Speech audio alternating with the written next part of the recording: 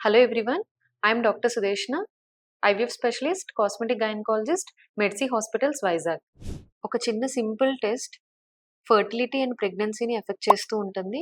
అదే thyroid test. ఈ థైరాయిడ్‌లోనే హైపోథైరాయిడిజం అండ్ హైపర్ థైరాయిడిజం అని ఉంటాయి.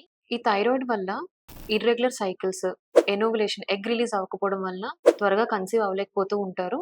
ఒకవేళ ప్రెగ్నెన్సీలో కూడా అన్‌కంట్రోల్డ్‌గా, అన్‌ట్రీటెడ్‌గా ఉన్న వాళ్ళకి మిస్‌క్యారేజెస్ చూస్తాము. కంటిన్యూడ్ ప్రెగ్నెన్సీలో హైపర్‌టెన్షన్ రిస్క్, గ్రోత్ రిటార్డేషన్ ఉంటుంది.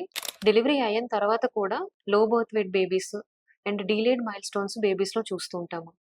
సో, ప్రెగ్నెన్సీ ప్లాన్ చేసుకునే ముందు, ఫర్టిలిటీ ప్రొసీజర్స్‌కి వెళ్ళే ముందు థైరాయిడ్ ఆప్టిమైజేషన్ అనేది చాలా ఇంపార్టెంట్.